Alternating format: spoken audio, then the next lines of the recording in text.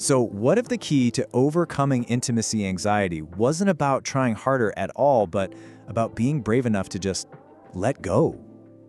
We're going to break down a story of real transformation today. This comes straight from a coaching call, and it's a blueprint built not on some dusty old theory, but on raw, honest-to-God experience.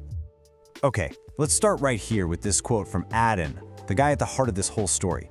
He says, "Any little tiny negative thing that I may have is literally just hanging on by a thread." Wow. I mean, that one sentence just perfectly captures that feeling, right? That feeling of being so close to a breakthrough you can almost taste it, you know? That moment where the old anxieties have finally lost their grip. But look, to really get how he reached that point, we have to go back. We need to understand where he was stuck.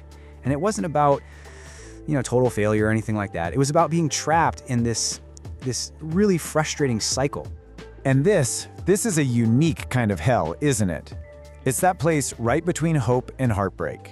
You're doing all the right things, you're putting in the work, you're trying so hard, but the reward? It's just not showing up. And here's the thing. This isn't some logic puzzle you can think your way out of. Oh no. This is an emotional, nervous system level challenge. It feels like you're literally swimming upstream with weights tied to your ankles.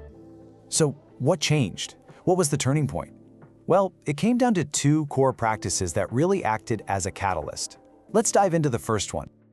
All right, so the first practice is called stillness. And what's so important to get here is how simple it is and what its real purpose is.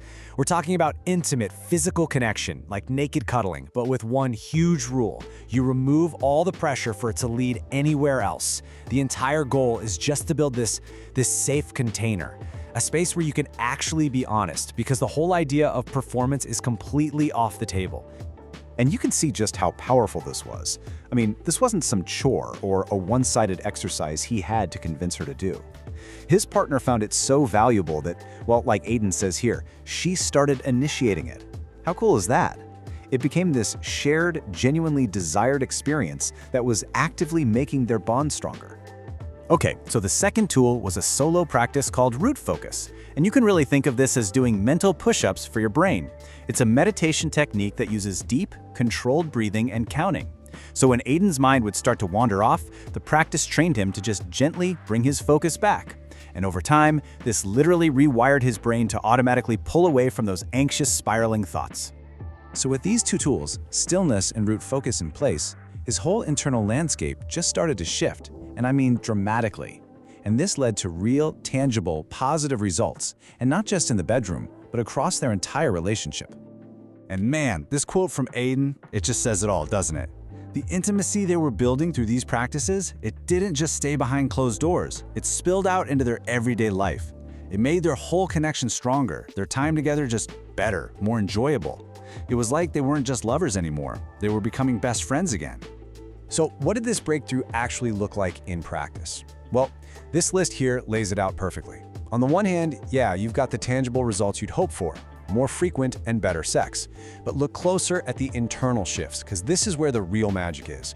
We're talking reduced overthinking, a real feeling of increased comfort and safety, and maybe most important of all, his brain started to reassociate his partner with relaxation instead of pressure. That is a game changer. The coach, Eric, has a great way of explaining this. He calls it stacking positives. Think about it like this. Every new, successful, positive experience is like adding a weight to a scale. It doesn't magically erase the past, but it totally diminishes its power. The more of those positive experiences you stack up, the smaller and more insignificant that old thread of doubt becomes, until one day, it's just gone. Okay, but here's where the story takes a turn and goes even deeper. Because those techniques, stillness and root focus, yeah, they were incredibly effective, but they weren't the whole story. They were really just the tools that unlocked something much, much more fundamental. And this brings us to the million-dollar question, right? Why did these practices work when so many others had failed? What was the secret ingredient? What made everything finally click this time around? Well, it all came down to a crossroads. Two very different paths. You can see them here. He could have kept going down the same old road of hiding his struggle, which, let's be honest, just adds immense pressure and forces you to pretend you're okay when you're not. Or he could choose the path of vulnerability. And by being honest with his partner, he took all the pressure to perform off the table. He could finally be authentic. He brought her into his world not as a judge, but as an ally. And that is what allowed his nervous system to finally reset and rewire. And here it is, the core insight, straight from the coach. The real game changer wasn't a breathing technique. It was honesty, it was vulnerability. See, by sharing his struggle, Aiden removed the one thing that was fueling the anxiety all along, that constant fear of being found out. Suddenly, he had nothing left to hide.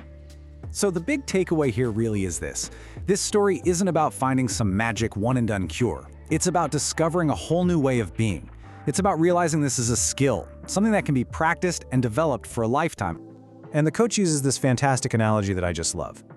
He says, to think of intimacy and connection not as something you either have or you don't, but as a skill, just like playing the guitar.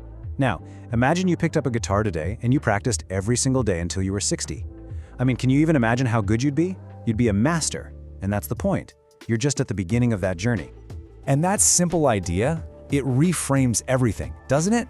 This isn't about getting back to normal. It's about starting a journey of continuous growth. The goal isn't just to solve a problem one time, but to cultivate a practice that's going to deepen and evolve for the rest of your life, through all the peaks and all the valleys.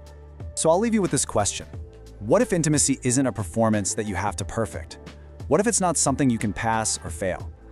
What if instead it's a skill, a beautiful, complex skill that we get to practice and learn and grow into for our entire lives?